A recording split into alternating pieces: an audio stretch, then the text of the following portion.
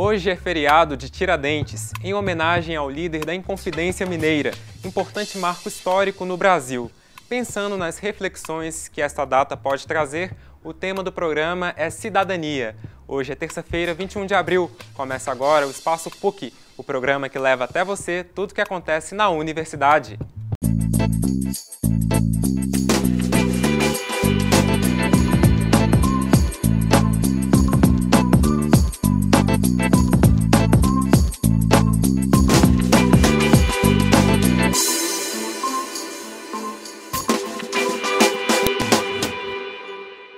Boa tarde! A Inconfidência Mineira foi uma tentativa de revolta abortada pelo governo brasileiro em 1789, em pleno ciclo do ouro, na então capitania de Minas Gerais.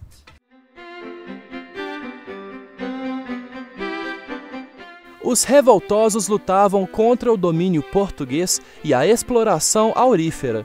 Foi um dos mais importantes movimentos sociais da história do país, que significou a luta do povo brasileiro pela liberdade e contra a opressão do governo de Portugal durante o período em que o Brasil era colônia da nação europeia.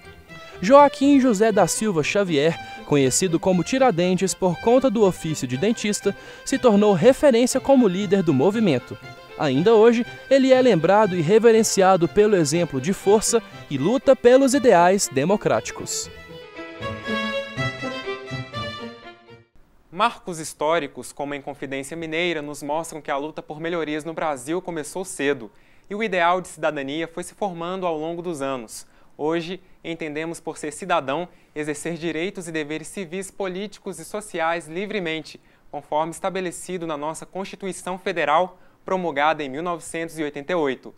E no exercício desses direitos, manifestações populares têm sido registradas desde o início desta década em prol de melhorias na educação, na saúde e no transporte. Mais recentemente, o combate à corrupção também tem estado em foco. Para falar mais sobre esse assunto, recebo aqui no estúdio Paulo Diniz, professor de Ciência Política da PUC Minas. Boa tarde, professor Boa tarde. Paulo. Boa tarde a todos. Bem-vindo ao Espaço PUC. Muito obrigado. Inconfidência Mineira, esses protestos atuais que estão acontecendo no país.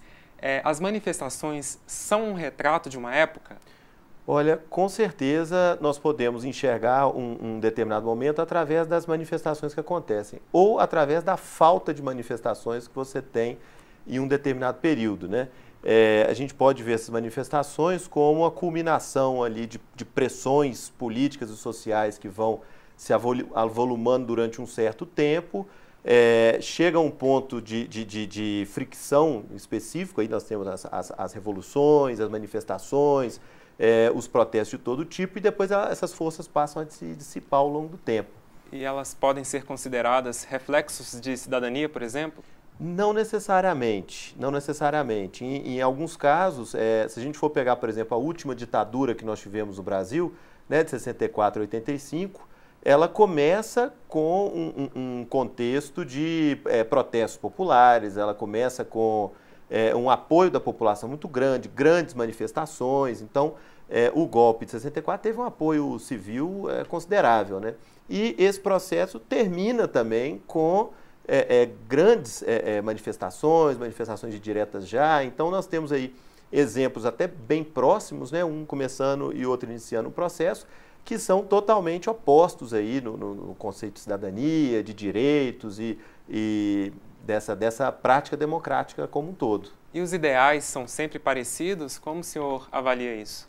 Não necessariamente, né? Nós temos alguns momentos que vão trazer demandas específicas, né? Como você bem colocou agora há pouco, nós temos aí, para compor esse conceito clássico de cidadania, os direitos civis, políticos e sociais. E, historicamente, eles não surgiram naturalmente, né? Eles não surgiram espontaneamente. É comum que eles tenham surgido através de demandas populares, muitas delas feitas até de forma revolucionária, como a gente lembra no dia de hoje. Então, um contexto aí que vai demandar igualdade civil, e que nós vamos ter desde o século XVIII até meados do século XX, até final do século XX, vai ter um tipo de ideal, um tipo de demanda. e outros protestos, outras manifestações de cunho mais social, então eles vão estar demandando aí os direitos sociais, vai ter uma característica bastante diferente. O senhor escreve em uma coluna no jornal O Tempo todos os domingos. Isso.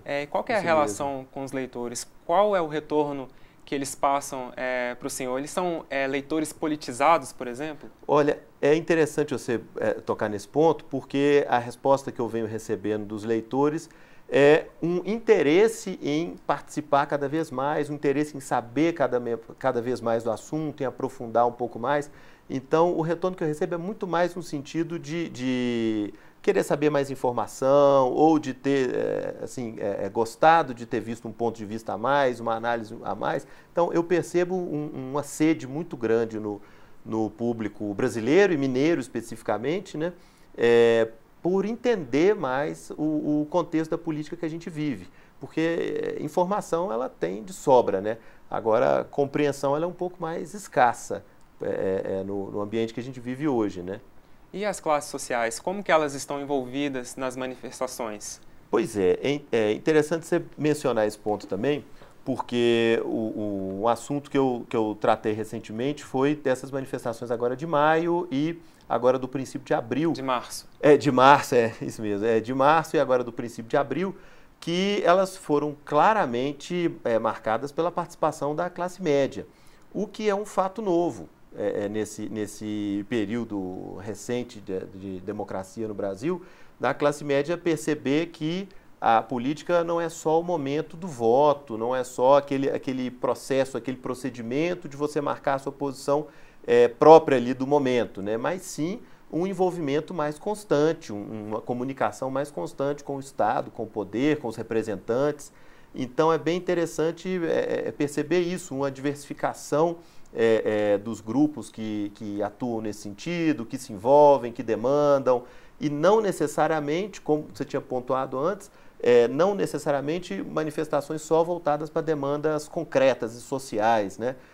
Como moradia, habitação, mas agora uma ampliação aí da margem de demandas, uma ampliação do espectro social que participa, que vai às ruas, que bota a boca no trombone. É um momento bem interessante que a gente está vivendo. E essas manifestações têm chamado a atenção do governo? Olha, de quais formas? Aparentemente sim, porque a leitura que o governo fez no primeiro momento, logo após a eleição de outubro, foi uma leitura muito partidarizada, muito voltada para o contexto político que a gente já tinha até então, né? Então eles gastaram alguns meses, acredito que até o dia 15 de março, eles passaram alguns meses enxergando, interpretando a realidade a partir de um viés muito PT versus PSDB, o que é uma visão bastante limitada da realidade. Agora parece que está havendo uma percepção maior de que não é só uma questão de conjuntura política, não é só uma questão de embate partidário, mas sim um envolvimento maior da população, uma mudança talvez um pouco mais profunda.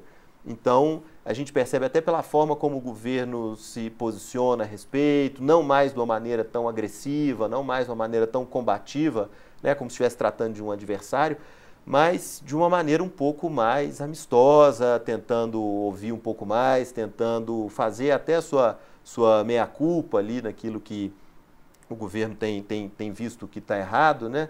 Então, me parece que agora eles estão começando a perceber esse recado. E qual seria a primeira resposta de imediato que eles poderiam dar à população? Olha, antes de falar com a população propriamente dita, né, eles precisam melhorar muito mais a forma como eles interpretam o ambiente brasileiro. Então, não é só uma questão, por exemplo, de compor ou atender melhor o PMDB, que é o aliado do governo e que, do ponto de vista parlamentar, é quem vem dando mais dor de cabeça ao governo, né?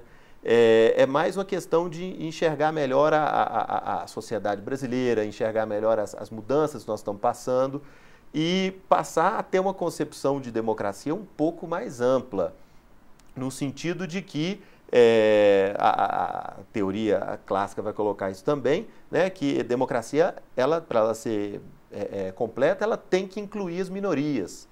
E não só necessariamente ter aquela visão de que democracia é o governo instaurado pela maioria. Então, a maioria votou, então o governo se baseia nessa maioria.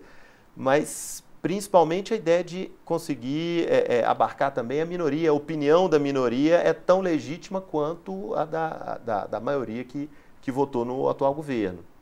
E dentro da sala de aula, professor, os alunos, eles são interessados por esse assunto?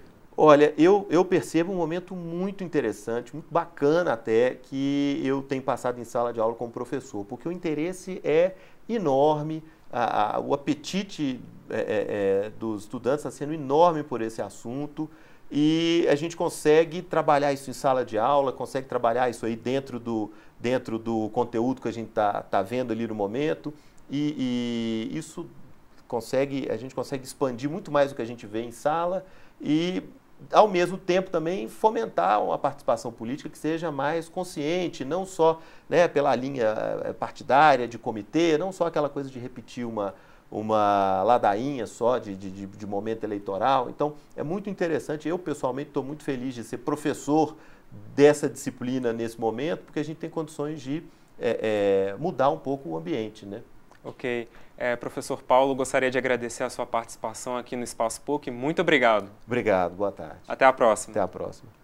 E o Espaço PUC de hoje chega ao fim. Quer participar do nosso programa? Mande sugestões e comentários para as redes sociais da PUC TV. O nosso encontro amanhã é às 4h45 da tarde e eu espero por você. Até lá!